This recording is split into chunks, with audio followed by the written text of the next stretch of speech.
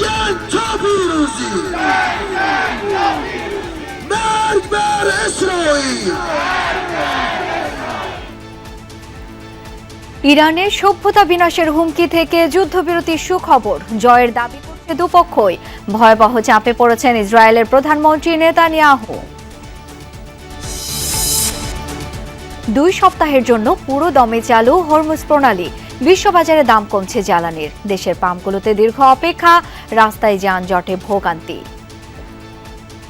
হয়তো বা তেল আছে কিন্তু তেল দিচ্ছে না এলে সমস্যা বলতেছে গাড়ির তেলে লেগে গেছে আসবে আসলে কখন দেয় নিশ্চয়তা নেই আক্রান্ত বাড়লেও হাম নিয়ে আতঙ্ক না ছড়ানোর আহ্বান স্বাস্থ্যমন্ত্রীর আজও 4 জনের মৃত্যু এগিয়ে আনা হলো সারা দেশে টিকাদান কর্মসূচি বিল হিসেবে পাশ হলো আওয়ামী লীগের কার্যক্রম নিষিদ্ধের অধ্যাদেশ গুরুত্বপূর্ণ অধ্যাদেশ বাতিল হলে সংস্কারের ভবিষ্যৎ নিয়ে পাল্টাপাল্টি মত আইনজীবীদের বিএনপি সরকারের অধীনে ইসির প্রথম পরীক্ষাকাল ভোটের জন্য প্রস্তুত বগুড়া 6 ও শেরপুর 3 সংরক্ষিত নারী আসনের তফসিল ঘোষণা লালমনিরহাটের পাটগ্রামে বিএসএফ এর গুলিতে বাংলাদেশি যুবক নিহত মরদেহ ফেরাতে বিজিবি বিএসএফ পতাকা বৈঠক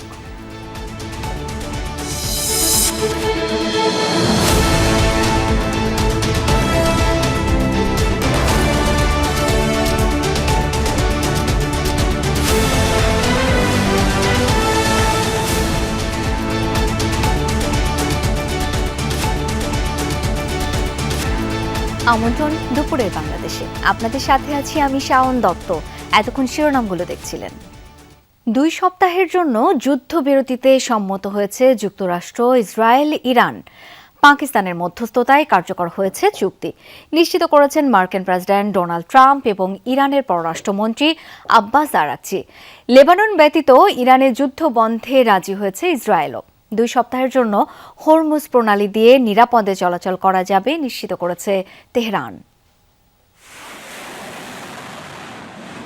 28 ফেব্রুয়ারি ইরানে শুরু হওয়া যুক্তরাষ্ট্র ইসরায়েলের যুদ্ধ সময়ের পরিক্রমায় ছড়িয়ে পড়ে পুরো মধ্যপ্রাচ্যে দীর্ঘ 1 মাসের বেশি সংঘাতে ইরানের প্রায় 13,000 টার্গেটে হামলা চালায় যৌথ বাহিনী বেশ কয়েকবারই তেহরানের সামরিক সক্ষমতা নিশ্চিহ্নের দাবি করে ওয়াশিংটন চুক্তি করতে ইরানি প্রশাসনকে একাধিকবার সময়ও বেঁধে দেন মার্কিন প্রেসিডেন্ট ডোনাল্ড ট্রাম্প মঙ্গলবার ডেডলাইন শেষ হওয়ার মাত্র কয়েক ঘন্টা আগেও ইরানের পুরো সভ্যতা ধ্বংস করার হুমকি দিয়ে পোস্ট দেন মার্কিন প্রেসিডেন্ট হরমুজ প্রণালী খুলে দিতে আবারও বেঁধে দেয়া সময়সীমার কথা মনে করিয়ে দেন তেহরানকে শেষ মুহূর্তে চরম নাটকীয়তা নির্ধারিত সময়সীমার আধ ঘন্টা আগে ইরানে হামলা 2 সপ্তাহের জন্য স্থগিতের ঘোষণা দেন মার্কিন প্রেসিডেন্ট এর কিছুক্ষণ পরই মধ্যস্থতাকারী পাকিস্তানের প্রধানমন্ত্রী শেহবাজ শরীফের এক্স পোস্টে আসে বড় ঘোষণা জানান যুদ্ধবিরতিতে সম্মত ওয়াশিংটন ইরান ট্রাম্প ঘোষিত সময়সীমার মাত্র 10 মিনিট আগে আসে এই সিদ্ধান্ত যা নিশ্চিত করেছেন ইরানের পররাষ্ট্রমন্ত্রী আব্বাস আরাকচি নিজেও হোয়াইট হাউস বলছে যুদ্ধ বন্ধ করতে রাজি হয়েছে ইসরায়েলও অবশ্য প্রধানমন্ত্রী নেতানিয়াহুর কার্যালয় জানিয়েছে ইরানের বিরুদ্ধে মানলেও লেবাননে যুদ্ধবিরতি মানবে না তেল আবিব যদিও মধ্যস্থতাকারী পাকিস্তানের প্রধানমন্ত্রীর ঘোষণায় দাবি করা হয় লেবাননও এই যুদ্ধবিরতির আওতাধীন শর্তানুযায়ী আগামী 2 সপ্তাহের জন্য হরমুজ প্রণালী দিয়ে চলাচল করতে পারবে জাহাজ ইরানের সশস্ত্র বাহিনীর সাথে সমন্বয়ের ভিত্তিতে নিশ্চিত করা হবে নিরাপদ যাতায়াত তবে যুদ্ধবিরতি চলাকালে নৌরুটটি দিয়ে যাতায়াতকারী জাহাজ থেকে টোল আদায় করবে ইরান ও ওমান যা ক্ষতিগ্রস্ত অবকাঠামো পুনর্গঠনে খরচ করবে তেহরান অনিক রহমান যমুনা নিউজ যুক্তরাষ্ট্রকে কাগুজে বাঘ বলছে ইরানিরা পারস্য সভ্যতার উত্তরসূরিদের কণ্ঠে আপোষ না করার প্রত্যয় যুদ্ধবিরতি ঘোষণার সাথে সাথে রাজপথে নেমে উল্লাস করে ইরানের মানুষ খামেনি প্রশাসনের প্রতি সমর্থনও জানায় অনেকে তবে যুদ্ধবিরতির খবরে আপাতত স্বস্তি এলেও যুক্তরাষ্ট্র ও ইসরায়েলকে বিশ্বাস করতে পারছেন না তারা ডোনাল্ড ট্রাম্প যখন পুরো ইরান আর তার জনগোষ্ঠীকে ধ্বংসের হুঁশিয়ারি দিয়েছেন তখনও অকুতভয় ইরানিরা সব বিদ্যুৎ কেন্দ্র আর সেতু উড়িয়ে দেওয়ার হুমকির তোয়াক্কা না করে সেসব স্থাপনার সামনেই মঙ্গলবার মানববন্ধন করেছে পারস্য নাগরিকরা শেষমেশ যুদ্ধবিরতির ঘোষণা। গভীর রাতে উল্লাসে ফেটে পড়ে ইরানিরা। রাজধানী তেহরানের ইনকিলাব স্কয়ারে জড়ো হন শত শত মানুষ। নারী, পুরুষ, শিশু যোগ দেন সব বয়সীরা। আমেরিকার উদ্দেশ্যে বলতে এসেছি, আমরা আপোষ করি না, বারবার একই ভুল করবেন না। আমেরিকা যে আসলে কাগুজে বাঘ তা পুরো বিশ্বের সামনে প্রকাশ পেল। সবাই জানলো তারা ফাঁকা আওয়াজ করে। কেবল রাজধানী নয়, দেশ জুড়ে পথে পথে চলে আনন্দ মিছিল। মানুষের ঢলে বহু সড়কে বন্ধ হয়ে যায় যান চলাচল। অবশ্য যুদ্ধবিরতিতে স্বস্তি ফিরলেও যুক্তরাষ্ট্র ও ইসরায়েলের প্রতি এখনও তীব্র অবিশ্বাস ইরানিদের। আমেরিকাকে বিশ্বাস করা যায় না যতক্ষণ না নিরাপত্তা পরিষদে রেজুলেশন পাশ হচ্ছে এবং ক্ষতিপূরণ না দিচ্ছে। সবাই শান্তি চায়, কিন্তু দুর্ভাগ্যজনকভাবে এমন কারো সাথে কথা বলতে হচ্ছে যাদের বিশ্বাস করা যায় না। তারা বিভিন্ন দেশের সাথে একই অপকর্ম বারবার করেছে। ইরানের শাসকদের প্রতি সমর্থন জানান নাগরিকরা। সর্বোচ্চ ধর্মীয় নেতা মুস্তাফা খামেনির ছবি ও জাতীয় পতাকা হাতে চলে slogan, death to America, death to Israel, death to compromise. যুক্তরাষ্ট্র ও ইসরায়েলের পতাকা পুড়িয়ে জানানো হয় প্রতিবাদ। Dorothy Tasrin, Jamuna News. দর্শক, এই যুদ্ধবিরতির বিষয়ে আরও জানতে চাই। আমাদের সঙ্গে এই মুহূর্তে যুক্ত হচ্ছেন যুক্তরাষ্ট্রে নিযুক্ত বাংলাদেশের সাবেক রাষ্ট্রদূত হুমায়ুন কবির। জনাব হুমায়ুন কবির, আপনাকে স্বাগত জানাচ্ছি। আমরা বেশ কয়েকটি প্রশ্ন আপনার কাছে আমাদের আছে। আমরা তো দেখেছি যুক্তরাষ্ট্র বেশ এই যুদ্ধে চাপের মুখেই ছিল। ফলে এই যুদ্ধবিরতিকে কেন্দ্র করে মধ্যপ্রাচ্যের শক্তির ভারসাম্যে কী পরিবর্তন আসতে পারে সেটি যেমন জানতে চাই আপনার কাছ থেকে, আরেকটু জানতে চাই সেক্ষেত্রে যুক্তরাষ্ট্রের অবস্থান কি হতে পারে? ধন্যবাদ আপনাকে। কয়েকটা বিষয় বলবো, সেটা হচ্ছে যে প্রেসিডেন্ট ট্রাম্প তার টুইট বার্তায় বলেছেন, এবং আপনি যেমনটা বলছিলেন একটু আগে, যুদ্ধবিরতি কার্যকর হয়েছে। মধ্যপ্রাচ্যে এতদিন ধরে যে আমরা যদি নিরাপত্তা কাঠামোটা বলি, সেখানে মার্কিন যুক্তরাষ্ট্রই এই নিরাপত্তা কাঠামোটা প্রধানত উপসাগরীয় অঞ্চলের দেশগুলোকে দিত, এবং ইরানকে তারা বাইরে রেখে ইরানকে প্রতিদ্বন্দ্বী হিসাবে তারা বিবেচনা করত, এবং আরেকদিকে ছিল ইসরায়েল। তো কাজে আজকের এই ঘটনা বা এই যুদ্ধবিরতির মধ্য দিয়ে যে জিনিসটা প্রমাণিত হলো, যে মার্কিন যুক্তরাষ্ট্র এতদিন ধরে উপসাগরীয় দেশগুলো বা মধ্যপ্রাচ্যে যে নিরাপত্তা কাঠামোটা গড়ে তুলেছিল সেটা ভেঙে পড়েছে, এবং তারা মোটামুটি 10 দফার মধ্যে একটা দফা কিন্তু আছে, ইরানের 10 দফার মধ্যে, যে মার্কিন যুক্তরাষ্ট্র সেখান থেকে তার সামরিক স্থাপনাগুলো তুলে আনবে। এটা এখনো প্রস্তাবনা, আলোচনা হবে 12 তারিখ থেকে পাকিস্তানে মার্কিন যুক্তরাষ্ট্র এবং ইরান বসবে আলোচনা। এবং ইসরায়েল যেটা বলছিলেন আপনি, ইসরায়েল যুদ্ধটা চালিয়ে যেতে চাচ্ছিল, কিন্তু সেখানে মার্কিন যুক্তরাষ্ট্র, আমার ধারণা প্রেসিডেন্ট ট্রাম্প সেখানে যথেষ্ট পরিমাণে চাপ দিয়েছেন। ইসরায়েলেরা এখনো বলছে লেবাননের ক্ষেত্রে এটা প্রযোজ্য নয়, কিন্তু প্রেসিডেন্ট ট্রাম্প তার যে টুইট বার্তা সেখানে বলেছেন যে দীর্ঘমেয়াদী শান্তি ইরানের সাথে এবং মধ্যপ্রাচ্যে। তো মধ্যপ্রাচ্যে অনেকগুলো বিষয় কিন্তু আছে, যে বিষয়গুলো কিছু জিনিস এখন চলমান, কিছু জিনিস হারিয়ে গিয়েছিল প্রায়, যেমন প্যালেস্টাইন ইস্যুটা হারিয়ে যাওয়ার পথে ছিল। তো প্যালেস্টাইন ইস্যুটা কিন্তু, এবং এই প্যালেস্টাইনকে কেন্দ্র করে এই মধ্যপ্রাচ্যের এই ঘূর্ণন বা আমরা যেটাকে যুদ্ধ সংঘাত এগুলোকে দেখছি। তো প্যালেস্টাইন ইস্যুটা একটা, আমার ধারণা, আলোচনার এই মুহূর্তে না হলেও ডাউন দ্য লাইন আলোচনায় আসবে। ইরান তার যে 10 দফা দিয়েছে তার মধ্যে তার নিউক্লিয়ার এনরিচমেন্ট ক্যাপাসিটিটা সে বজায় রাখবে, যেটা নিরস্ত্রীকরণের জন্য চেষ্টা করছিল মার্কিন যুক্তরাষ্ট্র এবং ইসরায়েল। এবং গত জুন মাসে যখন ইরান আক্রমণ করে তারা দুজনেই, ইসরায়েল এবং মার্কিন যুক্তরাষ্ট্র, তখন কিন্তু এই পয়েন্টের ভিত্তিতেই যুদ্ধটা হয়েছিল। জেনেভাতে যখন এবার এই যুদ্ধ 28 ফেব্রুয়ারি শুরু হওয়ার আগেও কিন্তু মার্কিন যুক্তরাষ্ট্র জিরো এনরিচমেন্টের কথা বলছিল। তো কাজেই কয়েকটা বিষয়ে মার্কিন যুক্তরাষ্ট্র এবং ইসরায়েল, বিশেষ করে আমি বলবো মার্কিন যুক্তরাষ্ট্রই রেজিম চেঞ্জ করবে বলে তারা যুদ্ধে গিয়েছিল। আজকে ইরানি জনগণের যে আপনি যুদ্ধবিরতিতে তাদের যে উচ্ছ্বাস এবং তাদের সরকারের প্রতি যে সমর্থনের যে চিত্রটা আপনারা একটু আগে দেখাচ্ছিলেন, তার মধ্যে কি দিয়ে মনে হয় যে মার্কিন যুক্তরাষ্ট্র এবং ইসরায়েল তার সেই রেজিম চেঞ্জের লক্ষ্যটা অর্জন করতে পারলো? দ্বিতীয় পয়েন্টটা ছিল যে ইরানকে তারা কোনো ধরনের পারমাণবিক প্রকল্প বা পারমাণবিক শান্তিপূর্ণভাবে পারমাণবিক প্রযুক্তি ব্যবহারের ক্ষেত্রে তারা রাজি ছিল না। আচ্ছা, জনাব হুমায়ুন কবির, আর একটু আপনার কাছে জানতে চাই, আমরা দুটি প্রশ্ন আছে, ছোট করে একটু জানতে চাই। মধ্যপ্রাচ্যের এই যুদ্ধ ঘিরে সারা বিশ্বের মতো বাংলাদেশও বেশ বড় ধরনের সংকটেই পড়েছে, সেটি কতটা দ্রুত কাটিয়ে ওঠা সম্ভব সেটি একটু জানতে চাই, এবং হরমুজ প্রণালীর নিয়ন্ত্রণ শেষ পর্যন্ত ইরানের হাতেই কি থাকবে, আপনি কি মনে করছেন সেটিও একটু বলবেন। এখন পর্যন্ত যে প্রেসিডেন্ট ট্রাম্প যে কথাটা বলেছেন এই 10 দফার ভিত্তিতে, তিনি বলেছে এটা আলোচনার একটা ফ্রেমওয়ার্ক বা কাঠামো হিসেবে থাকবে। আমার ব্যক্তিগত ধারণা হচ্ছে যে ইরান কয়েকটা বিষয়ে তারা অবস্থান পরিবর্তন করবে না। একটা হচ্ছে যে তারা তাদের পারমাণবিক গবেষণার যে অধিকার এনপিটির আওতায় সেটাকে তারা বজায় রাখবে। ইরান এই হরমুজ প্রণালীর উপর তার নিয়ন্ত্রণ বজায় রাখবে। ইরান তার যে ক্ষতি হয়েছে তার জন্য তার কম্পেনসেশন তারা চাইছে, এবং স্ট্র্যাটেজিক্যালি বা কৌশলগত দিক থেকে তারা চাইলে মার্কিন যুক্তরাষ্ট্র ওখান থেকে সরে আসুক।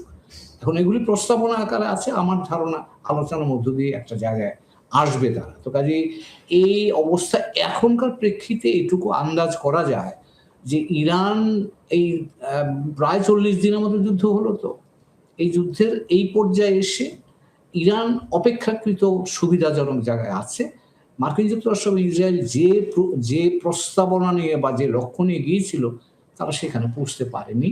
এখন ইরান অ্যাডভান্টেজে যদি বলি আমি, সেই জায়গায় আপনি মনে করছেন ইরান এখন পর্যন্ত সুবিধাজনক অবস্থানে আছে। অনেক ধন্যবাদ জনাব হুমায়ুন কবির আমাদেরকে সময় দেওয়ার জন্য। 38 দিনের রক্তক্ষয়ী সংঘাতের পর তবে কি শান্তির সুবাতাস, নাকি এটা বড় কোনো ঝড়ের আগের নিরাপত্তা? যুদ্ধ স্থায়ীভাবে বন্ধের লক্ষ্যে আগামী 10 এপ্রিল ইসলামাবাদে মুখোমুখি বসছে যুক্তরাষ্ট্র ও ইরান। আলোচনার মূল ভিত্তি তেহরানের দেয়া 10 দফা প্রস্তাব, যেখানে হরমুজ প্রণালীতে পূর্ণ নিয়ন্ত্রণ থেকে শুরু করে মধ্যপ্রাচ্য থেকে মার্কিন সেনা প্রত্যাহার এবং সব নিষেধাজ্ঞা তুলে নেয়ার মতো কঠোর শর্ত রেখেছে ইরান। যুক্তরাষ্ট্রের 45 দিনের যুদ্ধবিরতি প্রস্তাব ইরান প্রত্যাখ্যান করেছিল। উল্টো ওয়াশিংটনের দিকে ছুড়ে দিয়েছিল 10 দফার কড়া শর্ত। শুরুতে হোয়াইট হাউস পাত্তা না দিলেও শেষ পর্যন্ত সুর নরম করেছেন ডোনাল্ড ট্রাম্প। এই 10 দফাকেই আলোচনার ভিত্তি হিসেবে মেনে নিতে বাধ্য হয়েছে যুক্তরাষ্ট্র। মাঝখান থেকে বাজিমাত করেছে পাকিস্তান। তাদের মধ্যস্থতায় সাময়িক যুদ্ধবিরতির পর শুরু হচ্ছে আসল স্নায়ুযুদ্ধ। আগামী শুক্রবার ইসলামাবাদে বসছে 2 চিরশত্রুর হাই প্রোফাইল বৈঠক।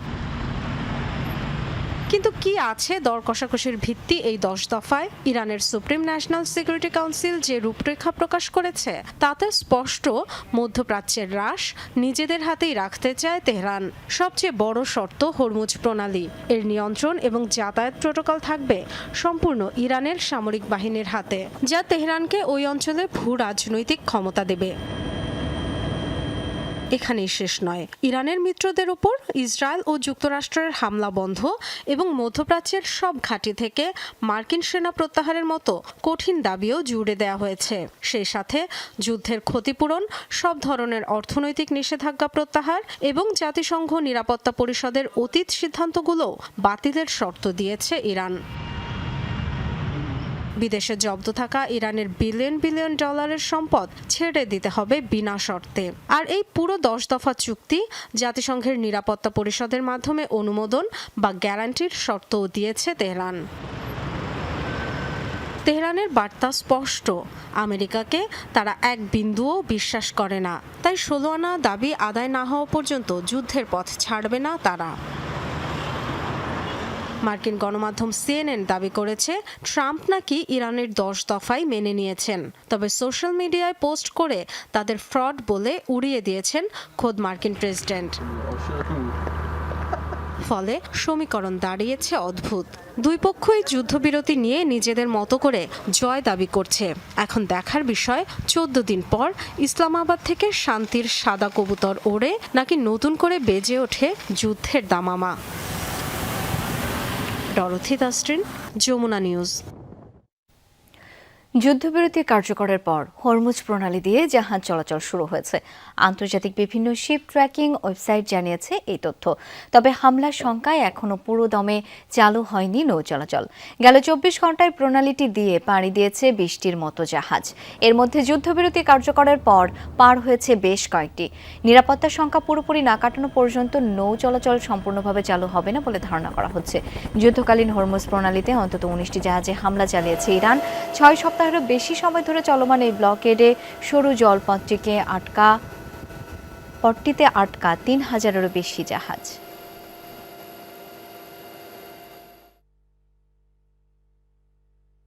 ইরানে যুদ্ধবিরতির পরপরই বিশ্ববাজারে তেলের দাম কমেছে অন্তত ১৫%।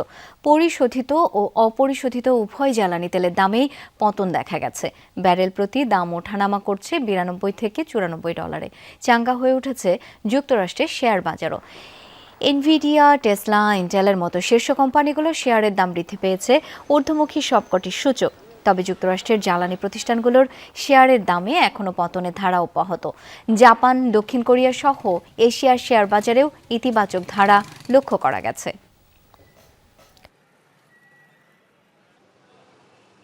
জ্বালানি তেলের জন্য রাজধানীর পাম্পগুলোর সামনে আজও যানবাহনের দীর্ঘ অপেক্ষা, যা মহাসড়কে বাড়াচ্ছে যানজট, চরম ভোগান্তিতে নগরবাসী। রাজধানীর বিজয় সরণির ট্রাস্ট ফিলিং স্টেশনে তেল নিতে অপেক্ষায় কয়েকশো যানবাহন। গাড়ির লাইন মহাখালী পর্যন্ত ছাড়িয়ে গেছে। তবে পর্যাপ্ত তেল না থাকায় গ্রাহকের চাহিদা পূরণ করা যাচ্ছে না। অনেক ফিলিং স্টেশনে অকটেন নেই, সাইনবোর্ড টানানো। পাম্প মালিকদের অভিযোগ, ডিপো থেকেই আগের তুলনায় কম তেল সরবরাহ করা হচ্ছে। হয়তো বা তেল আছে কিন্তু তেল দিচ্ছে না, এই সমস্যা। কালকে সন্ধ্যা ৬টায় সিরিয়াল ধরা হয়েছে, বলতেছে গাড়ির তেলে লেগে গেছে, আসবে, আসলে কখন দেয় নিশ্চয়তা নেই। ৬টার ভিতরে এর ভিতরে গাড়ি আইসা পড়ে, এর ভিতরে গাড়ি আসে যেহেতু তখন তেল দেওয়া শুরু করে, এর আগে তেল দেওয়া শুরু করে না। দর্শক, সহকর্মীদের কাছ থেকে একটু জ্বালানি পরিস্থিতি জেনে নিতে চাই। শুরুতেই খুলনার খবর জানবো প্রবীর বিশ্বাসের কাছ থেকে। প্রবীর, পাম্পের কি অবস্থা দেখছেন? গ্রাহকরা কি তেল পাচ্ছেন? তেল পাচ্ছে, তবে দীর্ঘ সময় লাইনে দাঁড়িয়ে। আমরা যে পাম্পটিতে রয়েছি নগরীর পাওয়ার হাউস মোড়ে, সিটি কর্পোরেশন পরিচালিত এই পাম্পটিতে তেল সরবরাহ করছে। যদি আপনাকে দেখাই শাওন, পিছন দিক পর্যন্ত লাইন এবং তারপরে ২-৩ ভাবে লাইন দেওয়া হয়েছে। যতদূর পর্যন্ত চোখ যায় ততদূর পর্যন্তই কিন্তু লাইন। দীর্ঘ সময় এই প্রখর রোদে দাঁড়িয়ে তেল প্রত্যাশীদের তেল সংগ্রহ, সেটা আবার রেশনিং পদ্ধতিতে তাদেরকে দেওয়া হচ্ছে। অর্থাৎ ৩০০ টাকা, ৪০০ টাকা কিংবা ৫০০ টাকার উপরে কাউকেই তেল দেওয়া হচ্ছে না। একই অবস্থা প্রায় প্রত্যেকটি পাম্পে। অপরদিকে ডিপো থেকে, অর্থাৎ খুলনার পদ্মা, মেঘনা, যমুনা যে ৩টি ডিপো রয়েছে, সেই ডিপো থেকেও রেশনিং পদ্ধতিতে তেল সরবরাহ করা হচ্ছে ফিলিং স্টেশনগুলোতে। এই পাম্পের কথা যদি বলি, তাদের চাহিদা ছিল পেট্রোল, অকটেন এবং ডিজেল। তাদেরকে অকটেন দেওয়া হয়নি, শুধুমাত্র ডিজেল এবং পেট্রোল দেওয়া হচ্ছে। সে কারণে যে সমস্ত বাইক অকটেনে চলে তাদের কিন্তু বাধ্য হয়েই পেট্রোল নিতে হচ্ছে। আমাদের সামনে আরেকটা পাম্প রয়েছে, মেঘনা মডেল সার্ভিস সেন্টার। ওখানেও দীর্ঘ লাইন, ব্যক্তিগত গাড়ি এবং বাইকারদের। অর্থাৎ রোদের মধ্যে অনেক সময় ২ ঘন্টা, ৩ ঘন্টা, ৪ ঘন্টা দাঁড়িয়ে কিন্তু তাদের এই তেল সংগ্রহ করতে হচ্ছে। তবে একটা জিনিস আপনাকে বলি শাওন, এই পাম্পে কিন্তু প্রতিদিনই ৩,০০০ লিটার পেট্রোল, ৩,০০০ লিটার অকটেন সরবরাহ করা হতো। সেটি কিন্তু এখনও পাম্প থেকে দেওয়া হচ্ছে। তারপরেও দীর্ঘ লাইন। সঙ্গত কারণেই প্রশ্ন, তাহলে তেল কারা নিচ্ছে এবং তেল কিভাবে ব্যবহার করছে, এই বিষয়টি আরও বেশি তদারকি করা প্রয়োজন বলে সকলে মনে করে। শাওন। প্রবীর, ধন্যবাদ আপনাকে। আমরা একটু ঢাকার খবর জানতে চাই। সোমাইয়া ঐশী এখন যুক্ত আছেন, সায়েদাবাদে আছেন তিনি। ঐশী, পাম্পে অপেক্ষমান গাড়ির কারণে সড়কে নিশ্চয়ই প্রভাব পড়ছে, কি অবস্থা দেখতে পাচ্ছেন সেখানে? শাওন, একটু সংশোধন করি, সেটা হচ্ছে আমি এখন আছি রমনা পেট্রোল পাম্পে এবং সেখানে কিছুক্ষণ আগেও কিন্তু এখানে প্রচুর গাড়ি দাঁড়িয়েছিল। এই মাত্র কিছুক্ষণ আগেই আসলে গাড়িগুলোর পুলিশের তদারকিতে, ট্রাফিক পুলিশের তদারকিতে কিছুটা যানজট এখন একটু স্বাভাবিক হতে শুরু করেছে। তবে আসলে কিছুক্ষণ পরপরই এই চিত্র ফুটে উঠছে। এই যে গাড়িগুলো দেখছেন, এই গাড়িগুলোর লাইন যেখান থেকে শুরু হয়েছে সেটা আসলে অবিশ্বাস্য। যদি আমি আমার সহকর্মীকে একটু পেছনে দেখানোর অনুরোধ করি, পেছনের থেকে যে গাড়িগুলো দেখতে পাওয়া যাচ্ছে সেগুলো আসলে এই লাইনের শুরু, অর্থাৎ এই লাইন এখান থেকে শুরু হয়ে প্রেস ক্লাবের যেই প্রবেশমুখ তার বিপরীত পাশের রাস্তা হয়ে ফরেন সার্ভিস হয়ে পুরোটা ঘুরে এসে আসলে এই পাম্পের মধ্যে ঢুকছে টোকেন নিয়ে। এবং এই যে দীর্ঘ লাইন, এবং এই দীর্ঘ লাইনে 5 থেকে 7 ঘন্টা পর্যন্ত অপেক্ষা করতে হয়েছে তেল নেওয়া পর্যন্ত, তেমনটিও পেয়েছি আমরা অনেক জ্বালানি প্রত্যাশী যারা আছেন, গাড়ি চালক বা মোটরসাইকেল চালক, তাদের কাছ থেকে। এই যে এই দীর্ঘ লাইনের কারণেও কিন্তু এখানে প্রচুর যানজটও লেগে যাচ্ছে, এবং এই যানজটের কারণে আমরা কিছুক্ষণ আগেও দেখলাম যে একজন পথচারীর সঙ্গে ট্রাফিক পুলিশের একটু মনোমালিন্য শুরু হয়েছে, বাগবিতণ্ডা শুরু হয়েছে। আসলে তিনি বলছিলেন প্রায় 45 মিনিট ধরে তিনি একটি সিগন্যালে দাঁড়িয়ে রয়েছেন এই পাম্পের যানজটের কারণে। ফলে এই যানজট আরও তীব্র হচ্ছে, যেটি আসলে নিয়ন্ত্রণ করা বেশ কঠিন হয়ে দাঁড়াচ্ছে। ঐশী, ধন্যবাদ আপনাকে। দেশে হামের প্রকোপ কমার কোনো লক্ষণ নেই। আজও রাজশাহী মেডিকেলে 3 শিশু এবং মহাখালীর সংক্রামক ব্যাধি হাসপাতালে উপসর্গ নিয়ে একজনের মৃত্যু হয়েছে। আক্রান্ত হয়ে ভর্তির সংখ্যা 11 জন। স্বাস্থ্য অধিদপ্তরের সবশেষ তথ্য অনুযায়ী গেল 23 দিনে হাম এবং রোগটির উপসর্গ নিয়ে 149 জনের মৃত্যু হয়েছে। প্রতিদিনই সংক্রমণ ও মৃত্যুর সংখ্যা বাড়তে থাকায় জনস্বাস্থ্য নিয়ে গুরুতর উদ্বেগ তৈরি হয়েছে। হাম উপসর্গ নিয়ে মহাখালীর সংক্রামক ব্যাধি হাসপাতালে প্রতিদিন ভর্তি হচ্ছে 1/2 শতাধিক শিশু। রোগীদের জায়গা দিতে হিমশিম খাচ্ছে কর্তৃপক্ষ। তীব্র জ্বর, শরীরে র্যাশ, চুলকানি, সর্দি, কাশি, ডায়রিয়া, শ্বাস প্রশ্বাসের জটিলতায় ভুগছে রোগীরা। কেউ কেউ আক্রান্ত হচ্ছে নিউমোনিয়া ও ডায়রিয়ায়। শিশুদের দেয়া হচ্ছে নেবুলাইজার। রবিবার থেকে ঝুঁকিপূর্ণ 18 জেলায় 30 উপজেলায় হামের বিশেষ টিকাদান কর্মসূচি চলছে। 3 দিনে 2,28,415 শিশু পেয়েছে ভ্যাকসিন, যা লক্ষ্যমাত্রার 19%।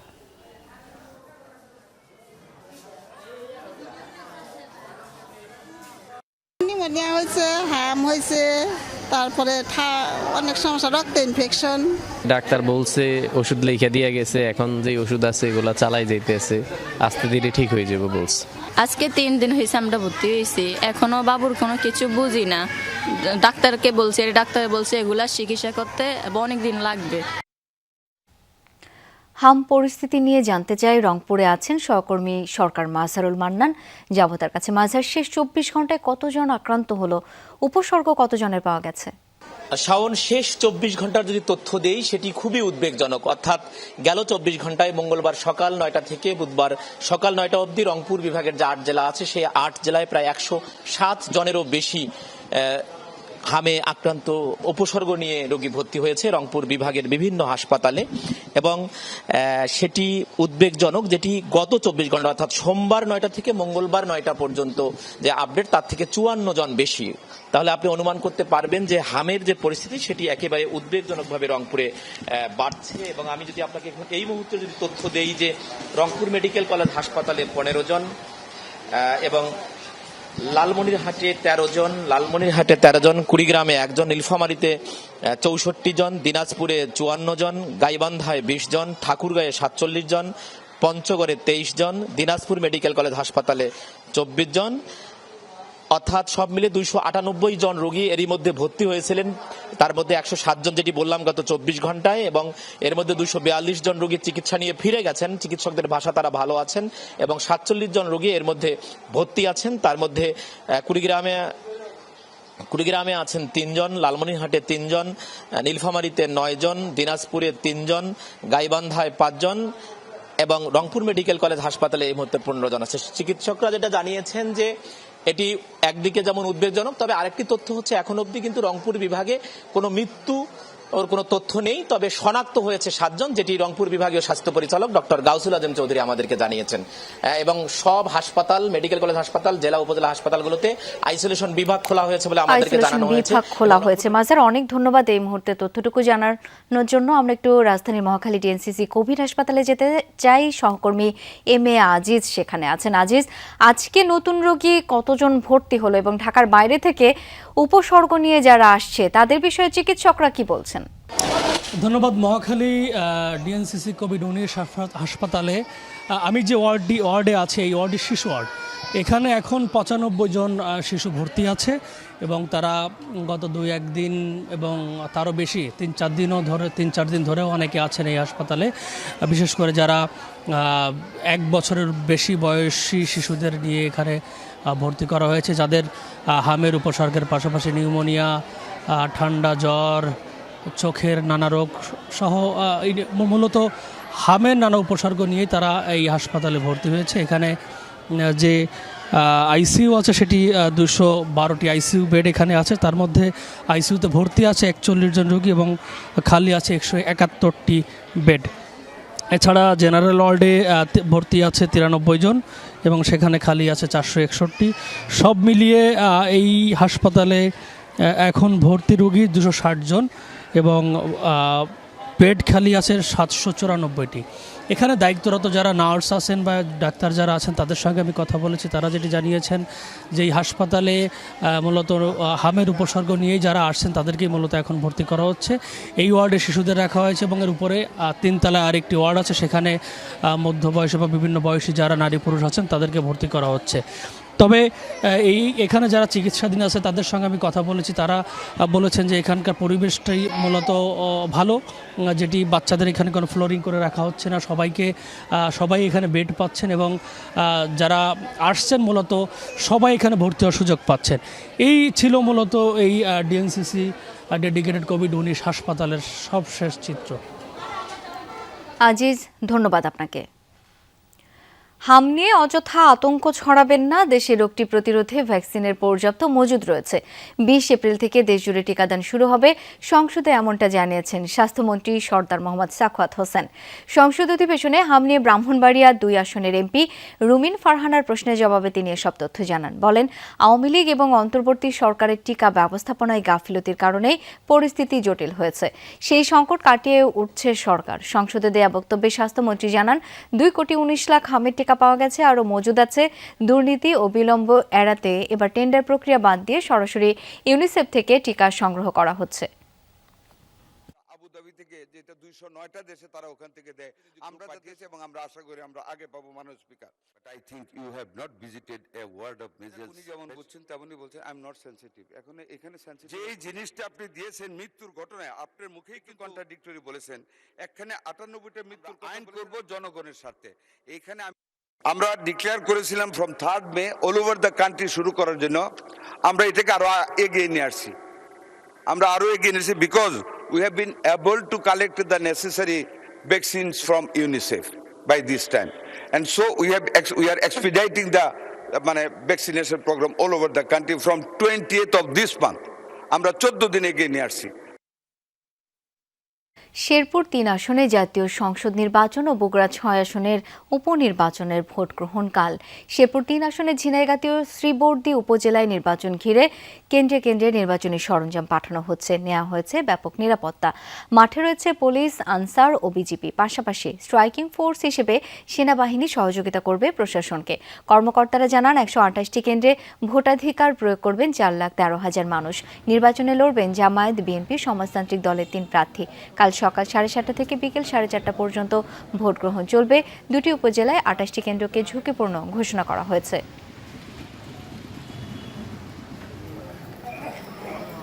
এদিকে বগুড়া 6 সদর আসনের উপনির্বাচন কাল। প্রধানমন্ত্রী তারেক রহমানের ছেড়ে দেয়া এই আসনে বিএনপি মনোনীত রেজাউল করিম বাদশা, জামায়াত ইসলামী মনোনীত আবিদুর রহমান সোহেল এবং বাংলাদেশ ডেভেলপমেন্ট পার্টির আল আমিন তালুকদার প্রতিদ্বন্দ্বিতা করছেন। নির্বাচনী কর্মকর্তারা জানান, এই আসনে সকাল 7:30 থেকে বিকেল 4:30 পর্যন্ত 150 কেন্দ্রে ভোট গ্রহণ হবে। ভোটার 4.5 লাখের বেশি। পাশাপাশি পোস্টাল ব্যালটের ভোটার রয়েছেন 3,736 জন। ভোট গ্রহণের জন্য সব প্রস্তুতি সম্পন্ন।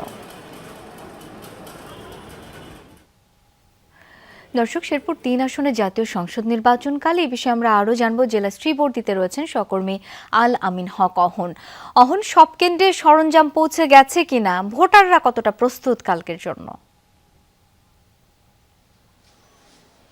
ভোটাররা প্রস্তুত এবং উৎসবমুখর পরিবেশে ভোট দিতে চান। এবং আপনাকে একটা বিষয় জানিয়ে রাখি, 12 ফেব্রুয়ারির যে নির্বাচন, সেই নির্বাচনের প্রথম যে হত্যাকাণ্ডটি ঘটেছিল সেটি কিন্তু এই আসনে, অর্থাৎ সেই নির্বাচনের কালিমা লেপন হয়েছিল এই আসনে একটি হত্যাকাণ্ডের মধ্য দিয়ে। এবং সেই আসনেরই জামাতের প্রার্থী তিনিও রয়েছেন। আমি তার সঙ্গে কথা বলতেছি, তার বেশ কিছু অভিযোগ আছে, যদিও তিনি জানিয়েছেন সেই অভিযোগগুলো। আমরা একটু আরেকবার শুনতে চাই মাসুদুর রহমানের কাছ থেকে। আপনি বলছিলেন যে এজেন্ট সহ নানান ইঞ্জিনিয়ারিং করা হচ্ছে, একটু যদি বলেন কি ঘটনা ঘটছে? জি, আসলে নির্বাচনী প্রচারণা শেষ হয়ে গিয়েছে গত 2 দিন আগে, কিন্তু আমার প্রতিদ্বন্দ্বী প্রার্থীর যে কর্মীরা রয়েছেন ওনারা গতকালকেও নির্বাচনী প্রচারণায় বের হয়েছেন এবং আজকে সকালেও বের হয়েছেন। ভেলোয়া ইউনিয়নের যিনি বর্তমানে রানিং চেয়ারম্যান করিম চেয়ারম্যান, ওনার বাসা আজকে অনেক মহিলা গিয়েছেন এই নির্বাচনী প্রচারণার জন্য। আজকে আমার হাতে দুটি চিঠি এসেছে। এখানে শ্রীবর্দী এবং ঝিনাইগাতি নির্বাচনী এলাকায় শ্রীবর্দীতে একটি পৌরসভা সহ 18টি ইউনিয়ন, ঝিনাইগাতি উপজেলায় 7টি ইউনিয়ন এবং শ্রীবর্দী উপজেলায় পৌরসভা সহ 11টি ইউনিয়ন। এখানে 14 জন বিজ্ঞ ম্যাজিস্ট্রেটকে দেওয়া হয়েছে নির্বাচনটা পরিচালনা করার জন্য, আইন শৃঙ্খলাটা দেখার জন্য। ঝিনাইগাতি উপজেলার ভোটার সংখ্যা হলো 1,50,000। সেইখানে 7টি ইউনিয়নের জন্য 7 জন ম্যাজিস্ট্রেটকে দেওয়া হয়েছে। অন্যদিকে শ্রীবর্দীতে পৌরসভা সহ ইউনিয়ন হলো 11টি। এই 11টি ইউনিয়নে ভোটার সংখ্যা হলো 2.5 লক্ষ, এইখানেও 7 জন ম্যাজিস্ট্রেটকে দেওয়া হয়েছে। অর্থাৎ আপনি যেটা বলতে চেয়েছেন সেটি হচ্ছে যে ভোটারের যে অনুপাত, সেই অনুপাত অনুযায়ী ম্যাজিস্ট্রেটের বিন্যাস হয়নি। অর্থাৎ ঝুঁকিপূর্ণ যেসব ভোট কেন্দ্র রয়েছে সেখানে আইনশৃঙ্খলা বাহিনীদের সদস্য বেশি দরকার, সেটিই মনে করছেন জামাতের প্রার্থী মাসুদুর রহমান। কিন্তু সেখানে কোনো একটা কারণে আইনশৃঙ্খলা বাহিনীদের সদস্যদেরকে কমিয়ে দেওয়া হয়েছে, যে কারণে আগামীকাল কমিয়ে দেওয়া হয়েছে। এই মুহূর্তের পরিস্থিতি আপনি জানাচ্ছিলেন। অনেক ধন্যবাদ আপনাকে। ত্রয়োদশ জাতীয় সংসদের সংরক্ষিত নারী আসনে নির্বাচনের তফসিল ঘোষণা করেছেন নির্বাচন কমিশন। সকালে রাজধানীর আগারগাঁওয়ে নির্বাচন কমিশনে সাংবাদিকদের ইসি সচিব আক্তার আহমেদ জানান, প্রতিদ্বন্দ্বী প্রার্থীরা আগামী 21 এপ্রিল ইসি ভবনে তাদের মনোনয়নপত্র জমা দিতে পারবেন। এরপর 22-23 এপ্রিল রিটার্নিং অফিসার কর্তৃক দাখিলকৃত মনোনয়নপত্র যাচাই বাছাই করা হবে। মনোনয়নপত্র বাতিলের বিরুদ্ধে আপিল করার সুযোগ থাকছে 26 এপ্রিল পর্যন্ত। পরের দুদিন হবে আপিল নিষ্পত্তি। প্রার্থিতা প্রত্যাহারের জন্য শেষ সময় 29 এপ্রিল, পরদিন অর্থাৎ 30 এপ্রিল চূড়ান্ত প্রার্থীদের মাঝে প্রতীক বরাদ্দ দেবে ইসি। নির্বাচন করার জন্য আমরা আমাদের রিটার্নিং অফিসার এখানে আমাদের সাথে আছেন জনাব মনির হোসেন, উনি আছেন নির্বাচন পরিচালনা অধিশাখার দায়িত্বে, উনি সহকারী রিটার্নিং অফিসার, এবং আমরা 4 জন পোলিং অফিসারকে এই দায়িত্বে নিয়োজিত করেছি। আওয়ামী লীগের কার্যক্রম নিষিদ্ধ রেখে সন্ত্রাসবিরোধী আইনের সংশোধনী সংসদে পাশ হয়েছে। স্বরাষ্ট্রমন্ত্রী সালাউদ্দিন আহমদ এই আইনটি সংসদে উত্থাপন করলে সর্বসম্মত কণ্ঠভোটে এটি পাশ হয়। এর ফলে এখন থেকে কোনো ব্যক্তি বা সত্তা অর্থাৎ রাজনৈতিক দল বা সংগঠনকেও সন্ত্রাসে জড়িত অভিযোগে নিষিদ্ধ করতে পারবে সরকার। দলটি নেতাকর্মীদেরও বিচারের আওতায় আনতে পারবে। এমনকি অনলাইন ও সামাজিক যোগাযোগ মাধ্যমেও তাদের কোনো কার্যক্রম প্রচার করা যাবে না। কোনো নিষিদ্ধ সংগঠন বা দলকে অর্থ, আশ্রয় বা সহায়তা করলে কঠোর শাস্তির বিধান বাড়ানো হয়েছে। সংসদে উত্থাপিত আকারে গুরুত্বপূর্ণ অধ্যাদেশ বাতিলে রাষ্ট্র কাঠামো সংস্কারের দাবি ভুলুণ্ঠিত হওয়ার শঙ্কা করছেন কেউ কেউ। বিশেষত বিচার বিভাগ স্বাধীনভাবে কাজ করতে পারবে কিনা তা নিয়ে সন্দিহান সংস্কার কমিশনের সদস্যরা। তাদের মতে অনিশ্চয়তায় পড়বে মানবাধিকার ও গুম সংক্রান্ত অভিযোগ নিষ্পত্তির ভবিষ্যৎ। তবে বিপরীত মত সরকারপন্থী আইনজীবীদের। তাদের দৃষ্টিতে ত্রুটিপূর্ণ অধ্যাদেশ বাতিল সংস্কারে প্রভাব ফেলবে না। বিচার বিভাগের স্বাধীনতা বিচারকদের মানসিকতার উপর নির্ভর করে বলেও মনে করেন তারা। রাজনৈতিক পালাবদলে বদলে যাবে না বিচারকের আদেশ, আবার সিদ্ধান্ত ক্ষমতার বিপরীতে গেলেও ঝুঁকিতে পড়বেন না বিচারক। গণমানুষের এমন চাওয়া অনেক দিনের। বিচার বিভাগের স্বাধীনতার লক্ষ্যে পৃথক সচিবালয় ও নিয়োগের অধ্যাদেশ জারি করে অন্তর্বর্তী সরকার। সে অনুযায়ী কার্যক্রমও শুরু হয়। তবে ভোটের পর বিএনপি নেতৃত্বাধীন বর্তমান সরকার তা ত্রুটিপূর্ণ বলে বাতিলের সিদ্ধান্ত নেয়। এ নিয়ে পক্ষে বিপক্ষে মত দেন আইনজীবীরা। কারো কারো অভিমত বাধাগ্রস্ত হবে বিচারালয়ের স্বাধীনতা। সুপ্রিম কোর্ট সচিবালয় অধ্যাদেশ রহিতকরণের জন্য যে বিলটা আনা হচ্ছে, এটা অত্যন্ত দুঃখজনক। যদিও বলা হচ্ছে এটাকে অধিকতর শক্তিশালী করা হবে পরবর্তীতে, এখানে আসলে আমাদের মনে অনেক সন্দেহ জাগছে যে এটা আদৌ করা হবে কিনা। কারণ ওনারা যদি চাইতেন তাহলে এই সচিবালয় যেভাবে আছে, প্রতিষ্ঠিত হয়েছে, এখানে জনবল আছে, কাজ করছে, এটাকে ওনারা রিটেইন করতে পারতেন। সুপ্রিম কোর্টের বিচারক নিয়োগ অধ্যাদেশ যেটা করেছে সেটা কিন্তু সংবিধানের সাথে সাংঘর্ষিক ছিল। আপনি যোগ্যতার ক্ষেত্রে একটা অতিরিক্ত 45 বছর বয়সের একটা বার দিয়ে দেওয়া হয়েছে, এটা কিন্তু আমাদের সংবিধানে নাই। বিচার নিয়োগ অধ্যাদেশ যেটা, সেটার মাধ্যমে ইতিমধ্যে বিচারক নিয়োগ হয়েছে, সেই জায়গাটাও আপনারা দেখেছেন, এবং সেখানে কতটুকু স্বাধীনভাবে নিয়োগ হয়েছে সেই কথা আমি এখানে আর নাই বললাম, সেটা আপনারা দেখেছেন। আসলে মানসিকতাটা হচ্ছে মূল। এছাড়াও স্থানীয় সরকার নিয়ন্ত্রণ, গুম কমিশন, মানবাধিকার কমিশন সহ 133টি অধ্যাদেশ জারি করেছিল অন্তর্বর্তী সরকার। বর্তমান সরকারের বিশেষ কমিটি 98টি অধ্যাদেশ হুবহু পাশের সুপারিশ করলেও 20টিতে আপত্তি জানায়, যার মধ্যে 4টি বাতিলের সুপারিশ করে। সংসদে এরই মধ্যে রোহিতকরণ বিলও তোলা হয়েছে। আইনজীবীরা বলছেন, গুরুত্বপূর্ণ অধ্যাদেশ বাতিল ও সংশোধনে সংস্কার প্রক্রিয়া বাধাগ্রস্ত হবে। স্বাধীন কমিশন হিসেবে যদি আমরা চাই যে মানবাধিকার কমিশন কাজ করবে, তাহলে তো মন্ত্রণালয়ের অধীনে আসার কোনো সুযোগই নেই এবং এখানে প্যারালাল গভর্নমেন্ট হওয়ার কোনো সুযোগ নেই। এটা চাচ্ছি আমরা একটা চেক অ্যান্ড ব্যালেন্স হবে। 70% ভোটার ওনারা জুলাই সনদ বাস্তবায়নের পক্ষে রায় দিয়েছে। ওনারা জুলাই সনদ বাস্তবায়ন যে আদেশ, সেই আদেশের পক্ষে রায় দিয়েছে। অর্থাৎ জুলাই সনদের রিফর্ম প্রপোজালগুলোই প্রাধান্য পাবে, সেখানে নোট অফ ডিসেন্ট থাকুক বা না থাকুক। নির্বাচিত সরকারের জন্য দায়িত্ববোধটা আরও বেশি, কারণ এরা জনগণের নির্বাচিত সরকার। সুতরাং ওই জায়গায় যে অসামঞ্জস্যপূর্ণতা আছে বা বাস্তবমুখী হওয়ার ক্ষেত্রে যে সমস্যাগুলো আছে, সেইগুলো সমাধান করে আরও কিভাবে শক্তিশালী করা যায় বলা হয়। যদিও এটা মিসলিড করা হচ্ছে বা মিসকোট করা হচ্ছে যে 20টা বাতিল করা হয়েছে। তবে দুই আইনজীবী মনে করেন, কেবল আইনি কাঠামোতে নয়, দরকার এর বাস্তবায়ন। সেজন্য আইন প্রণেতাদের সদিচ্ছা সবচেয়ে বেশি গুরুত্বপূর্ণ। রাসেল আহমেদ, যমুনা নিউজ, ঢাকা। আগারগাঁও পাসপোর্ট অফিসে মোবাইল কোর্ট পরিচালনা করে দালাল চক্রের 14 সদস্যকে আটক করেছে র্যাব। সকালে র্যাব 2 এর নেতৃত্বে পরিচালিত হয় এই অভিযান। আটককৃতদের মধ্যে 6 জনকে 5 দিন করে বিনাশ্রম কারাদণ্ড দেওয়া হয়েছে। 3 জনকে প্রাথমিক জিজ্ঞাসাবাদ শেষে ছেড়ে দেওয়া হয়। বাকিদের বিষয়ে তদন্ত চলছে। দালাল চক্রের ফাঁদে পড়ে অনেকে হয়রানির শিকার হন, তাই এমন অভিযান বলে জানান র্যাবের নির্বাহী ম্যাজিস্ট্রেট। দালাল বিরোধী অভিযানে গ্রাহক হয়রানি কমবে, এই প্রত্যাশা পাসপোর্ট অফিসের কর্মকর্তাদের। নিজ তত্ত্বাবধানে ফর্ম পূরণ, টাকা জমা দেওয়ার আহ্বান জানান তারা।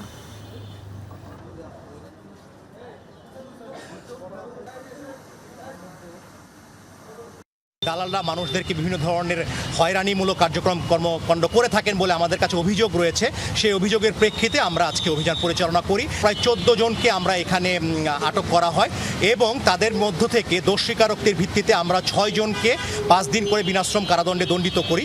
আপনাদের মাধ্যমে আমরা সবাইকে জানাতে চাই যে আপনারা নিজের তত্ত্বাবধানে ফর্মটা পূরণ করেন, আর ফর্মটা পূরণ করার সময় আপনাদেরকে 3 থেকে 4টা পৃষ্ঠা প্রিন্ট করে দেয়। 3 থেকে 4টা পৃষ্ঠা প্রিন্ট করার জন্য আপনি তাকে কত টাকা দিতে পারেন? হয়তো বা 100, 200, 300 টাকা, বাট এর বেশি টাকাটা তাদেরকে দিবেন না।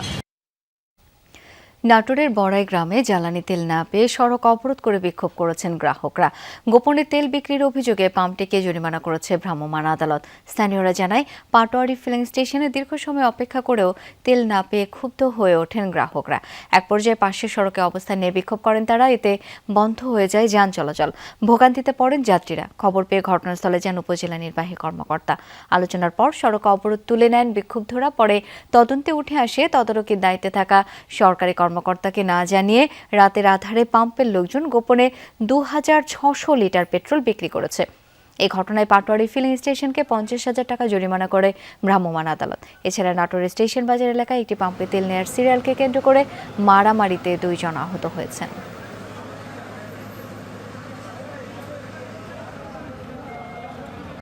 তাদের মেশিনটি নষ্ট হয়েছিল গত 6 তারিখে এবং গত রাতে সেটি ঠিক করা হয়েছে, কিন্তু ঠিক করার পরেও তারা আমাদের ট্যাগ অফিসারের কাছে এটি অবহিত করেনি বা আমাদেরকেও জানায়নি। না জানিয়ে তাদের যে তেলের মজুদ ছিল প্রায় 3700 লিটার, সেটি তারা গত রাতে তার মধ্যে থেকে প্রায় 2600 লিটার তেল বিক্রি করেছে, সেটা উপজেলা প্রশাসন এবং ট্যাগ অফিসার কাউকে না জানিয়ে।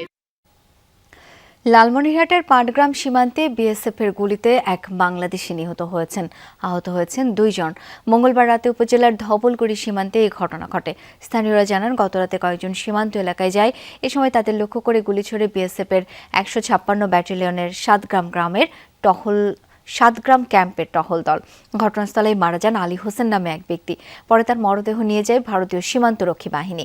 আলী হোসেনের বাড়ি পূর্ব পানিয়াটারি গ্রামে। এই ঘটনায় আহত হন 2 জন। বর্ডার গার্ড বাংলাদেশ 61 বিজিবির অধিনায়ক লেফটেন্যান্ট কর্নেল সৈয়দ ফজলে মুনিম জানান, দুপুরে বিএসএফ এর সাথে ব্যাটালিয়ন কমান্ডার পর্যায়ে পতাকা বৈঠক হয়েছে। এতে বিজিবির পক্ষ থেকে প্রতিবাদ জানানো হয়। হত্যার ঘটনাকে অনাকাঙ্ক্ষিত উল্লেখ করে দুঃখ প্রকাশ করে বিএসএফ। মরদেহ ফিরিয়ে আনার প্রক্রিয়া চলছে বলে জানিয়েছে বিজিবি। দর্শক এই বিষয়ে বিস্তারিত জেনে নিতে চাই লালমনিরহাট থেকে এখন যুক্ত হচ্ছেন সহকর্মী আনিসুর রহমান। আনিস, নিহতের মরদেহ ফেরত আনার বিষয়ে কোনো অগ্রগতি আছে কি? শাওন, আপনাকে একটু জানিয়ে রেখে যে আসলে আজকে কিছুক্ষণ আগে তাদের পতাকা বৈঠক শেষ হলে এই পতাকা বৈঠকে কিন্তু ব্যাটালিয়ন কমান্ডার পর্যায়ে পতাকা বৈঠক হয়েছে। সেখানে আর বিএসএফ বিজিবি কড়া প্রতিবাদ জানিয়েছেন এই হত্যার প্রতিবাদ জানিয়েছেন। জানানোর পরে বিএসএফ দুঃখ প্রকাশ করেছেন এবং বলেছেন যে লাশ ফেরত দেওয়া হবে, লাশ ফেরতের প্রক্রিয়া চলছে। তার আগে একটু আপনাকে জানিয়ে রেখে যে আসলে 7-8 জন এই আলী হোসেন সহ 7-8 জন সীমান্তে গেলে সেখানে কিন্তু আর বিএসএফ সদস্যরা তাদের লক্ষ্য করে গুলি ছোড়ে, আর সেখানেই কিন্তু আলী হোসেন আহত হয়ে পড়ে যান। তাকে সেখান থেকে বিএসএফ সদস্যরা টেনে হেসড়ে ভারতীয় অভ্যন্তরে নিয়ে যান এবং সেখানে মাথাভাঙ্গা মেডিকেলে নিয়ে গেলে কর্তব্যরত চিকিৎসকরা তাকে মৃত ঘোষণা করেন। তবে বাকি যে 7-8 জন ছিলেন তারা কিন্তু এখন পর্যন্ত কোথায় আছেন তারা কেউ জানেন না। তাদের পরিবারের সঙ্গে আমরা কথা বলেছি, তারা যেটি জানিয়েছেন হয়তো তারা কোথাও ভয়ে আর গোপনে আস্তানায় কোথাও লুকিয়ে আছেন বা থাকতে পারে। তবে এই বিষয়ে আহত যারা নিহতের পরিবার আলী হোসেন আর তার পরিবারের লোকজন জানিয়েছেন যে আরো 2 জন আহত হয়েছেন, তবে তারা কোথায় ভর্তি আছেন সে বিষয়ে তারা কিছু জানেন না। আর বিজিবির লালমনিরহাট 61 বিজিবি তিস্তা ব্যাটালিয়নের কমান্ডার সৈয়দ ফজলে মুনিম জানিয়েছেন যে আসলে পতাকা বৈঠকে কড়া প্রতিবাদ জানিয়েছে এবং লাশ ফেরতের বিষয়ে বলেছেন।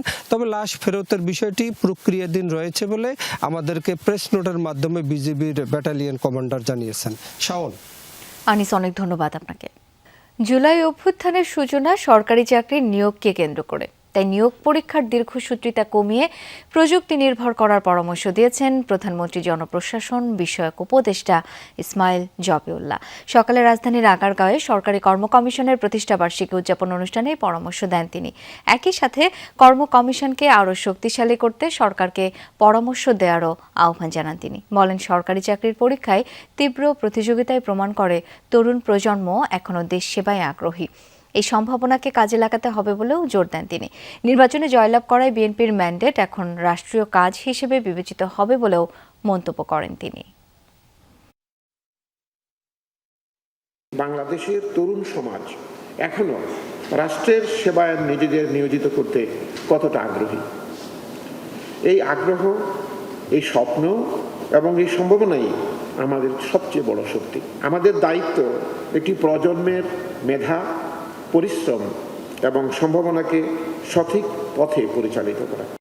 পরিবেশ সংকট মোকাবেলায় তরুণ প্রজন্মকে যুক্ত করার আহ্বান জানিয়েছেন তথ্য সম্প্রচার মন্ত্রী জহিরুদ্দিন স্বপন।